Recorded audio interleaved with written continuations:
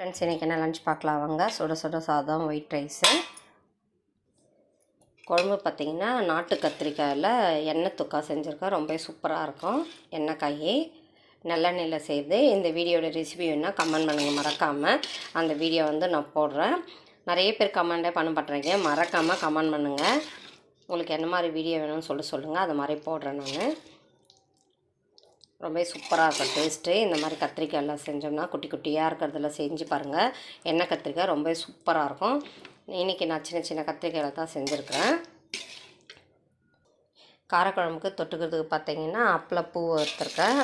இந்த மாதிரி காரக்குழம்புக்கு ரசத்துக்கெலாம் அப்பளம் வறுத்திங்கன்னா சூப்பராக இருக்கும். இன்றைக்கி அப்பளப்பூ தான் வறுத்துருக்கேன். வாங்க லஞ்ச் போட்டுடலாம். இப்போ நித்திராக்கி 2 பேருக்கும் சாதம் போட்டாச்சு, குழம்பு வச்சாச்சு, அப்பளப்பூ வச்சுட்டேன். இன்றைக்கி லஞ்ச் இவ்வளோ தான். நாளைக்கு என்ன லஞ்ச் பார்க்கலாம். இந்த வீடியோ பிடிச்சிருக்குன்னு நினைக்கிறேன். இந்த வீடியோ பிடிச்சா மறக்காமல் லைக் பண்ணுங்கள், சப்போர்ட் பண்ணுங்கள். சப்போர்ட் பண்ண எல்லாருக்கும் ரொம்ப நன்றி. புதுசாக பார்க்குறவங்க சப்போர்ட்